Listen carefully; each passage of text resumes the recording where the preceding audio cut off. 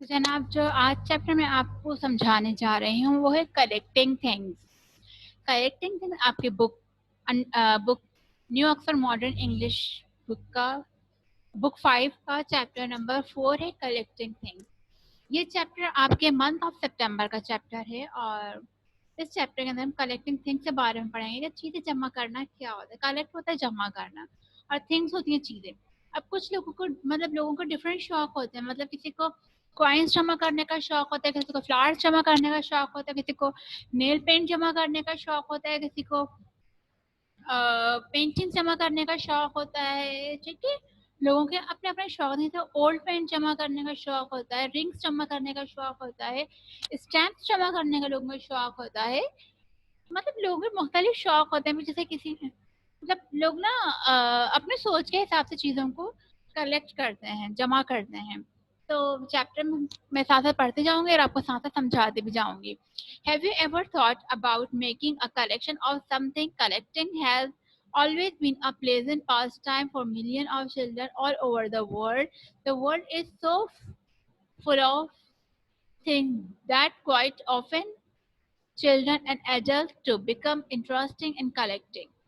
कह रहे हैं कि क्या कभी आपने सोचा कि चीजें जमा करने के बारे में कभी क्या आपने सोचा कि चीजें जमा करना है ये एक बहुत अच्छा, बहुत खुशगवार पास टाइम है पूरी दुनिया के बच्चों के लिए। और दुनिया के अंदर बहुत सारी चीजें जिन्हें बच्चे बड़े और हर कोई भी जो है वो जमा करने में इंटरेस्ट ले सकता है। What kind of things do people collect? The answer to this is anything and everything. There is no rule that says a particular kind of object must not be collected. Stamp, shell, butterflies, head, feathers, leaves, stones, matchbox, cover, antique plate, costumes, cars, and thousands and one other things are collected by people in every corner of the world. कह रहे हैं कि क्या चीजें जो है वो लोग जमा करते हैं। तो इसका जवाब ये है कि लोग कोई भी चीज और हर चीज, मतलब दुनिया की कोई भी चीज ऐसी नहीं है जो इंसान कलेक्ट ना करते। कुछ लोग बर्ड जमा करते हैं, बटरफ्लाईज जमा करते हैं। और इसमें चीजों के बारे में बताया जा रहा है कि फेदर्स फेदर्स परों को कहते हैं। लाइक जैसे मोर के पर आपको मिल जाते हैं, कबूतर के पर नजर मिल जाते हैं, खूबसूरत बर्ड से पर होते हैं, तोतों के पर बहुत खूबसूरत होते हैं। ये लोगों को जमा करने का शौक होता है। इसके अलावा शेल्स होती हैं, स्टैम्प्स होती हैं, बटरफ्लाईज होती हैं, कैप्स होते हैं, मैच बॉक्स और बहुत सारी चीजें होती हैं जो लोग जो वो जमा कर सकते हैं।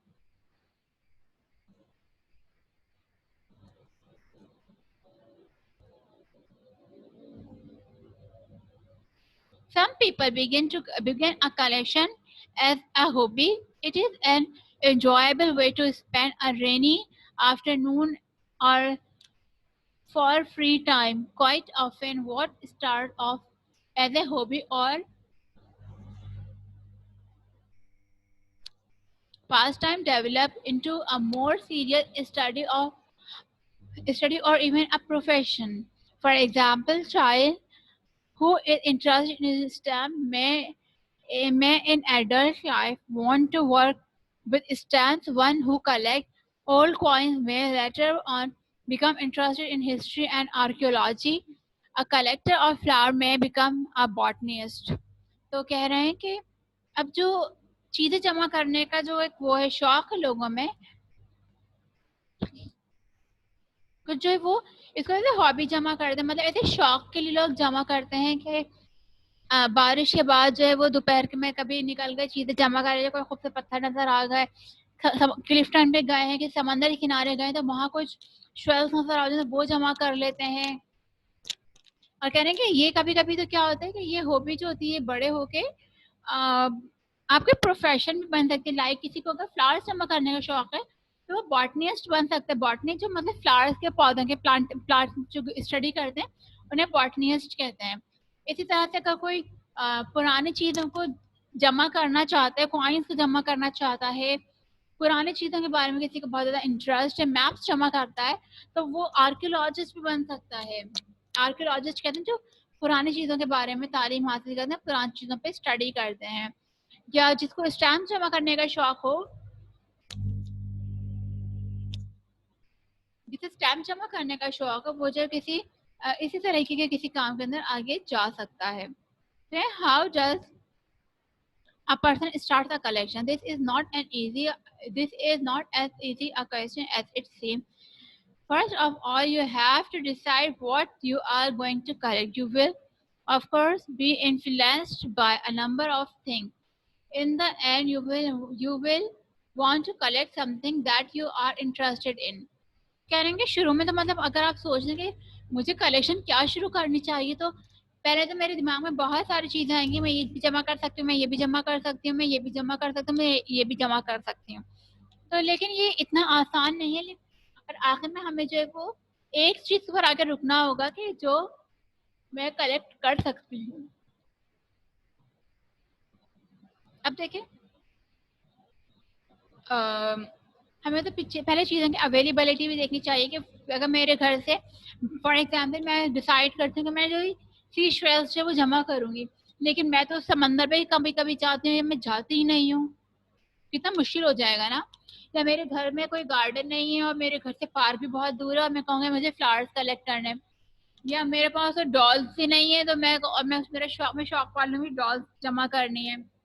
कि मेरी मामा मुझे पेन इस्तेमाल नहीं करने देती, लेकिन शौक पाल लूंगी मुझे पेन जमा करने। तो अब देखिए, सबसे पहले तो जो हम जो कलेक्शन स्टार्ट करते हैं उसकी हम अवेलेबिलिटी देखते हैं, मुझे चीज मिल भी सकती है, नहीं मिल सकती।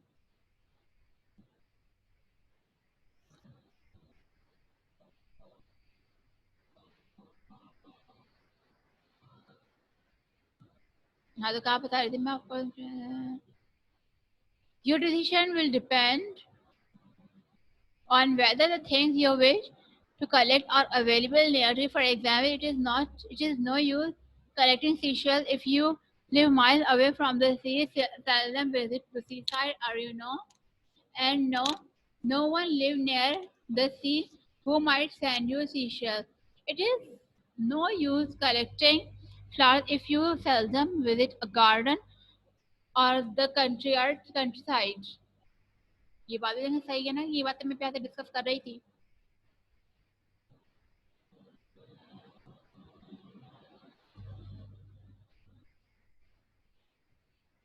One of the season, One of the reason why stamp collecting was so popular is because stamps were easy obtained. Most people had friends in distant places who wrote letters to them. Quite often, children become interested in writing to a pen friend, a person who they had never met and who lived in a foreign country.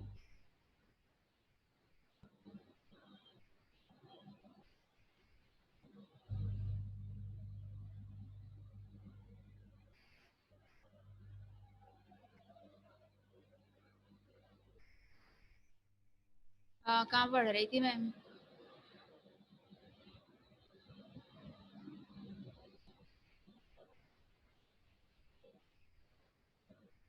When an envelope with a colorful stamp arrives in the post, you might say, "What a lovely stamp! It's a pity to throw it away." That stamp then becomes the first your collection.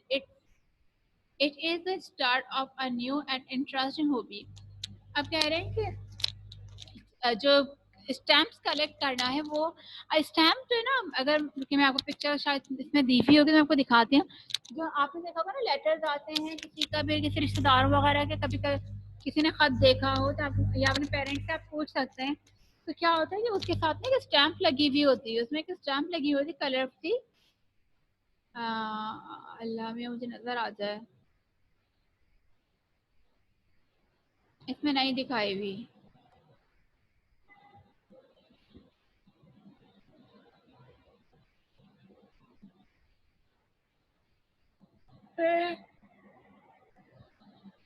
कोशिश करती हूँ मैं आपको stamp दिखा सकूँ। चले आए stamp एक बार सर्च करके मैं आपको दिखाती हूँ।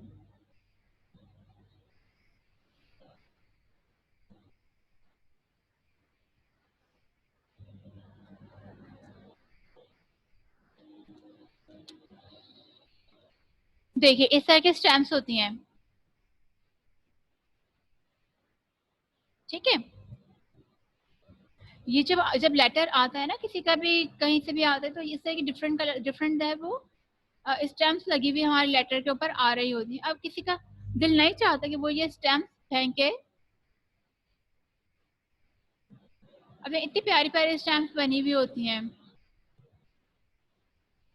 तो लोग क्या करते हैं, लोग इन स्टैम्प्स को जमा करना शुरू करते हैं। ये देखिए सारी स्टैम्प्स हैं, और दुनिया भर का लेटर से जो है वो, ये स्टैम्प जो कुछ पैसों की लगती है, पैसे खर्च होते हैं इस पे। देखिए आज जैसे 8 रुपए की ये वाली स्टैम्प है, ये भी स्टैम्प आपको नजर आ रही होगी। ये देखिए सारी स्टैम्प्स हैं, तो लोग इन स्टैम्प्स को जमा कर लेते हैं।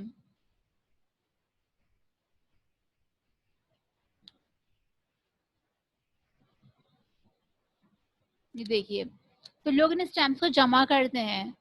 सबसे पहला शौक है लोगों को जो है वो स्टैम्प्स जमा करते हैं लोग। अच्छा इसके बाद क्या होता है, इसको लोग जो जब देखते हैं स्टैम्प तो लोगों को दिख जाता है कि इतनी खूबसूरत, हम इसको कचरे में फेंक दें, नहीं हम इसको जो है वो उठा के सेव कर लेते हैं। तो ये क्या होता है, ये सबसे पहले आपके कलेक्शन जो है वो बनती है। कहाँ गई मेरी लाइन, कहाँ पढ़ा रही थी जी।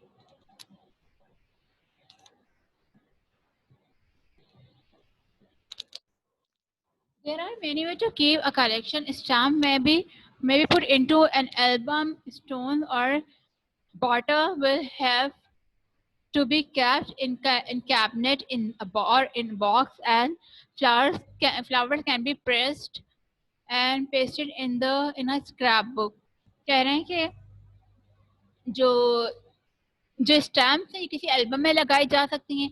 अगर आपको स्टोन जमा करने का शौक है, स्टोन आप किसी बॉटल में डाल के जो कैबिनेट में रख सकते हैं, या किसी बॉक्स में डाल के रख सकते हैं। और फ्लावर जो है वो आप स्क्रैप बुक में जो है वो प्रेस करके रख सकते हैं। अब देखिए अगर आप फ्लावर को जो है वो कलेक्ट करना मतलब फ्लावर के आप कलेक्शन बनाना चाह रहे हैं, मुझे एक बच्ची ने भी कहा था ना कि फ्लावर के कलेक्ट करने का शौक है, तो कहना never pick more flower than you need to study. अब कह रहे हैं फूल जो है वो उससे ज्यादा नहीं तोड़ने चाहिए जितने कि आपको इसकी जरूरत है।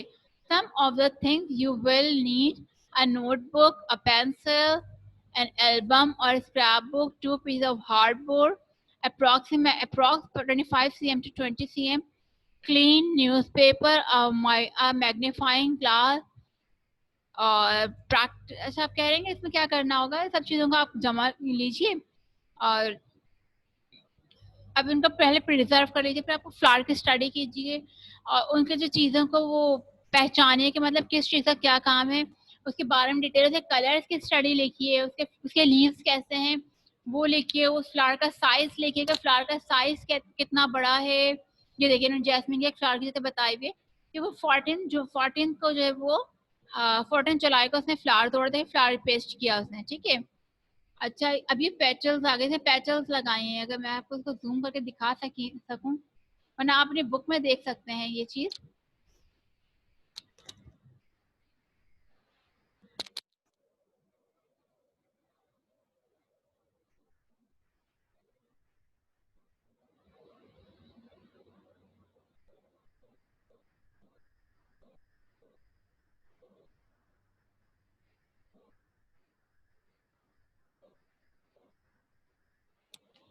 अब देखिए इसने प्लेस लिखा कि उसको ये फ्लावर कहाँ से मिला, ठीक है। फ्लावर का उसने साइज लिखा, उसका कलर लिखा, और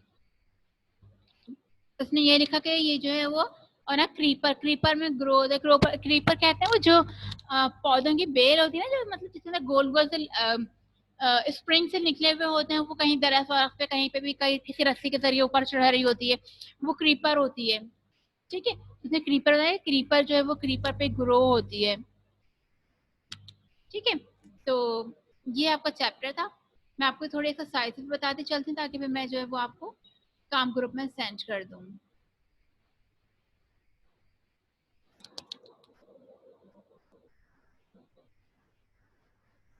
क्वेश्चन आंसर जैसा मैं काम रेगुलर, ग्रुप में सेंड कर रही हूँ, आज मैं काम आपको ग्रुप में सेंड कर दूंगी। आई होप कि आप अपना काम कंप्लीट कर लेंगे और फिर आपको रिपीट कर दूंगी, आपका काम जो मंथ ऑफ सितंबर का काम है।